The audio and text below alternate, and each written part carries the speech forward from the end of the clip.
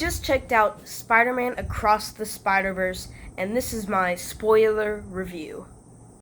Hello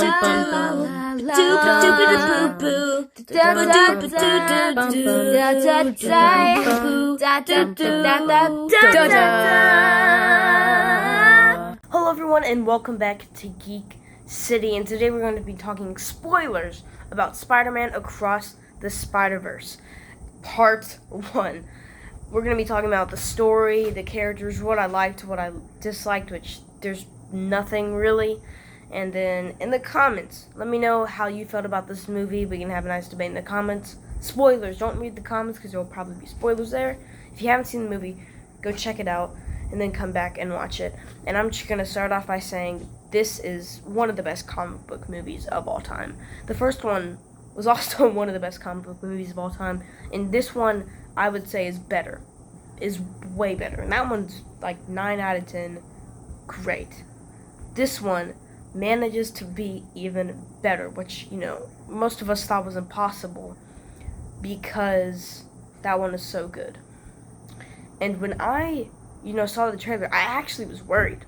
I think it looked very good. I thought this seems kind of goofy because they really, all the trailers and stuff really were advertising like the different spider people, doing the pointing and the crossing stuff, but that's not a major plot of the movie. And so I was a little worried. I was like, this is kind of weird. And then I watched it. That's not really a big part. That's just the whole spider land or place. That's only for about 1/3 of the movie. The second half. So that wasn't a big issue. Or an issue. There wasn't an issue at all. So we'll kind of go through the whole movie, and if there are specific things that I wanted to talk about, then we will get to it. So opening scene is actually not what I expected. I expected it to start with the Miles Morales in his bed, and and then she's like, "Hey, Peter," or no, Miles, sorry. The stuff that they advertised in the trailer. Then there would be like okay, let's, how they've been doing in these movies, where they're like, all right, let's do it, and then they explain their life. I thought it would have her do a little story on how she joined this spider group. But it starts, in the first 20 minutes is just Spider-Gwen. For the first 20 minutes. And then you finally get your intro, but that first 20 minutes is showing that she's not in a great place right now. She quits her band, and you see in her universe there wasn't really a Spider-Man. Her friend Peter did some weird chemical and became a weird dragon, and her dad is hunting for Spider-Woman, and is what she's called in this universe. I'm gonna call her Spider-Gwen just because that's what I know her as, but in that universe she's known as Spider-Woman. So Gwen Stacy's dad is looking for Spider-Woman because their family was really close with Peter, and he's trying to find the person who murdered, his daughter's friend. And so we see this is the first glance on how great the animation is, because the animation's different. It's more vibrant and colorful, but then it gets really good when you see the vulture, but it's a medieval vulture, and he looks like paper mache, and you're like, okay, so this is what they're doing. And it looks really cool how they're able to kind of put him inside the super colorful pink and blue universe, and he's brown and white paper. And the movie, I cannot stress enough how great this movie looks. It looks incredible. And so we see Spider-Man 2099 and I guess Spider-Woman, she's pregnant, which does happen in the comics. They join and help defeat this vulture, and they're like, should we bring her in? Because, they notice that her dad is trying to arrest her, and so they're like, alright, come with us. And then we get the little title card, and then we see Miles doing his thing, and he goes to this gas station, and we see our villain, the Spot. I hope that's his name. Yeah, it's the Spot. And at first you're kind of thinking like, or at least with me, I was like, okay, this dude's kind of goofy. And that leads me to another point. I'm going to kind of sidetrack for a second. This movie's not, I mean, there's comedy, but the movie's pretty serious. It's pretty serious. It's not really like it's not like the first one. The first one is upbeat and super happy. This one, everyone's like depressed, but it actually works. This one's not as upbeat, fun. I mean, it still is.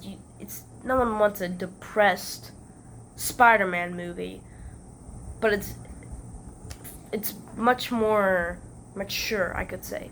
And so our villain, we meet him, he's pretty goofy, and I was like, those first 20 minutes were pretty serious. Her dad tried to shoot her. But, okay, we'll go with it, and we're like, okay, so he's someone from the past. So they set up, he wants revenge. And I'm going to talk about the Spot for a little bit. He's setting up that he's the big villain.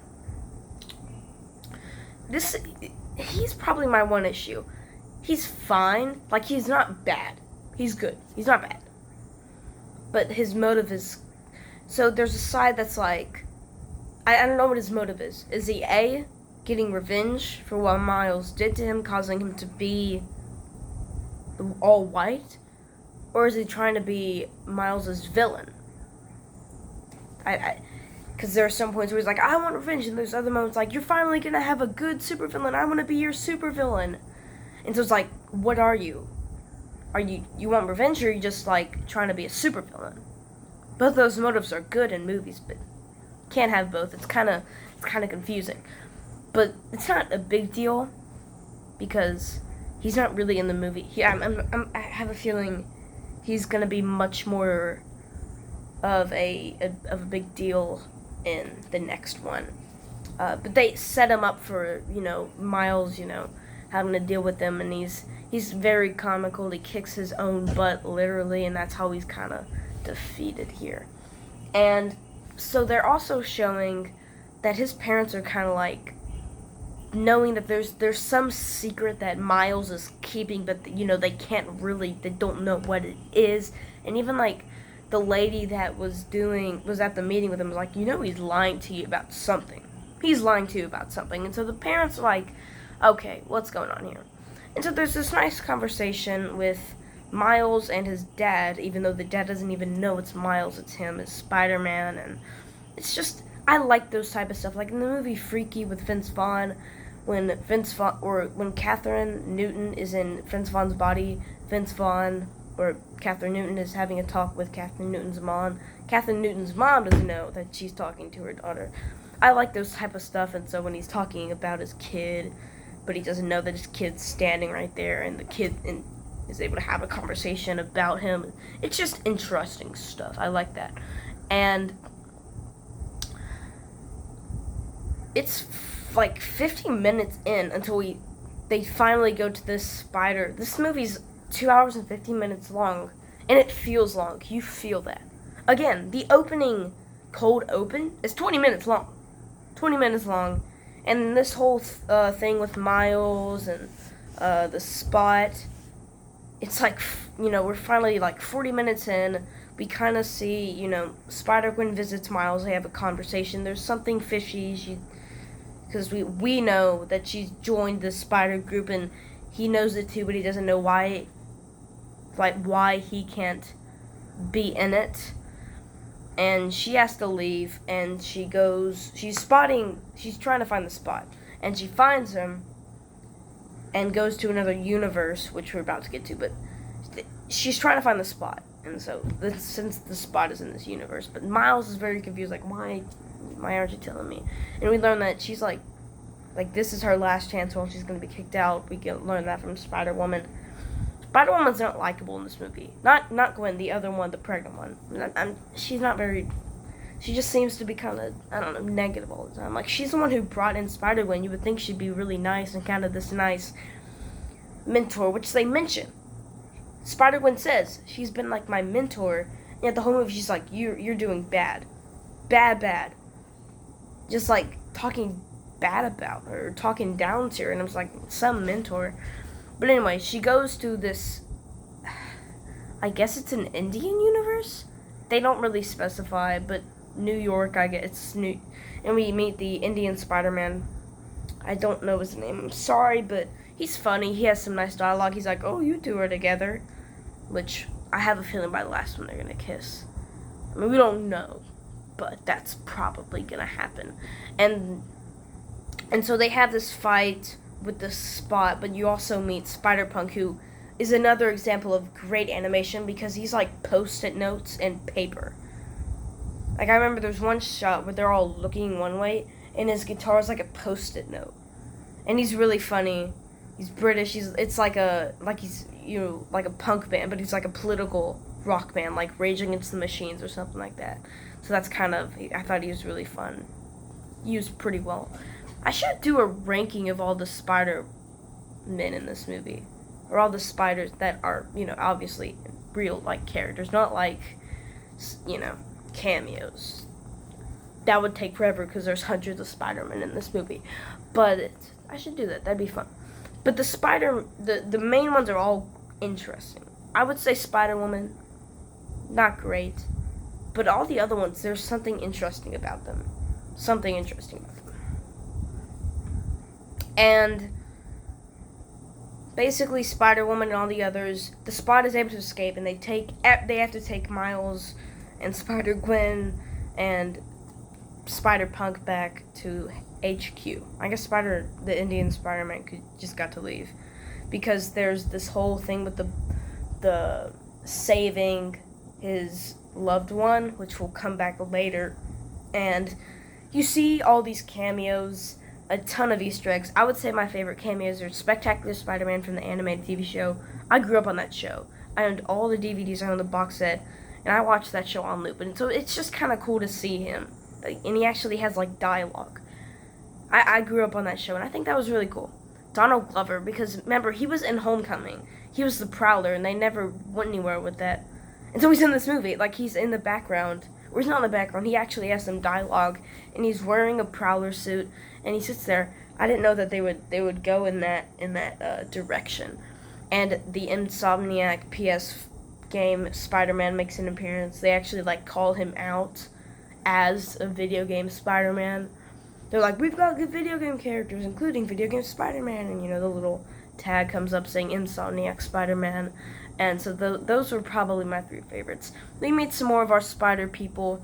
Ben Reilly, Spider-Man from the Clone Saga, who I think was done perfectly, because he's used as the comic book Spider-Man. His style is 80s and 90s comic book art, which I love. He kind of has that Todd McFarlane, Jim Lee style to him. Because, again, the animation is great because everybody looks different.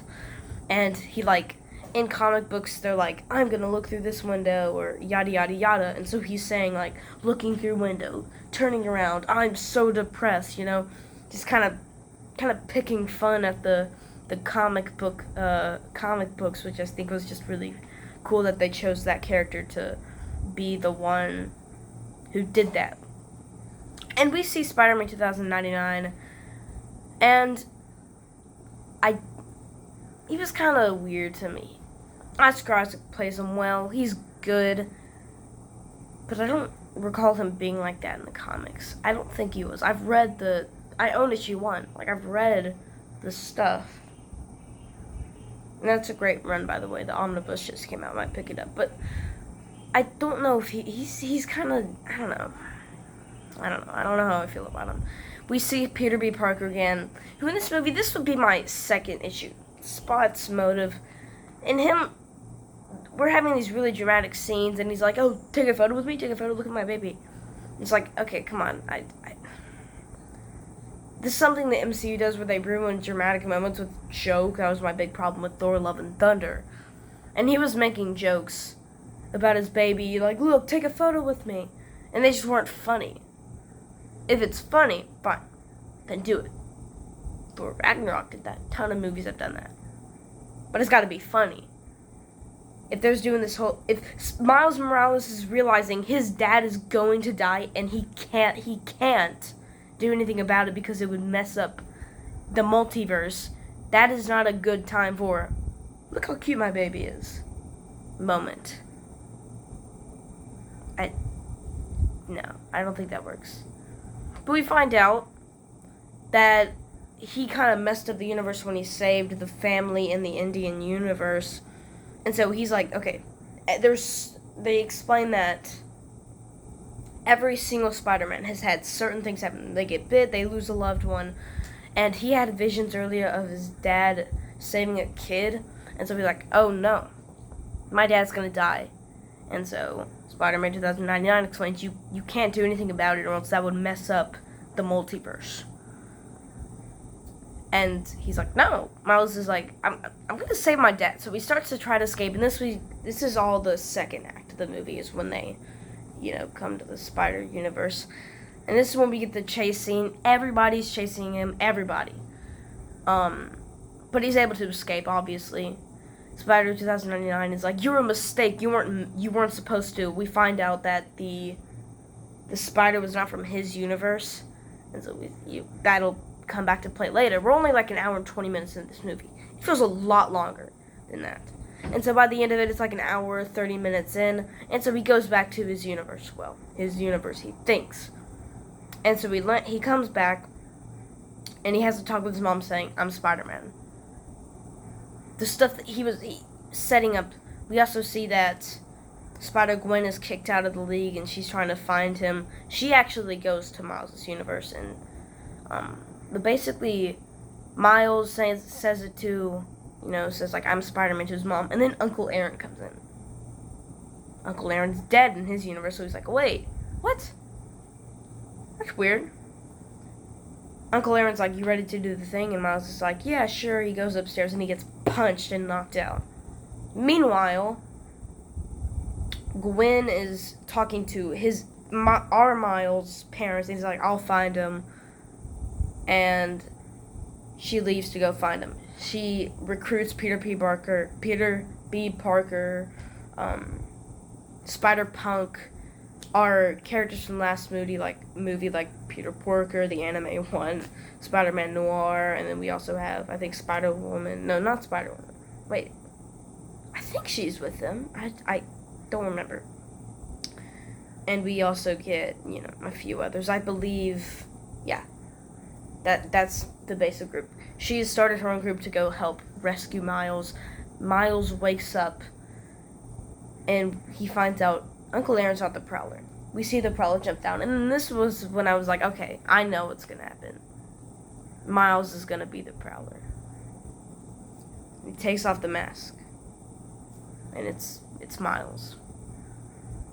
And he's like, I'm gonna kill you. And that's how the movie ends. And I think that's a great way to end it.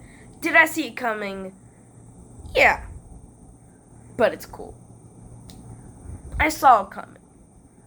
But that doesn't take away from the fact that it's fun. I'm not one of those people that's like, oh, like in horror movies, and they're like, oh, I know who the killer was, therefore I don't like the movie. If it's still a cool twist reveal of whatever you're setting up, I don't care. And this was one of those times. That's cool. And let's talk for a little bit about my just overall review. I thought it was great. I loved it. The story is incredible. The twist, turns, and everything. It's mostly, it's a serious movie.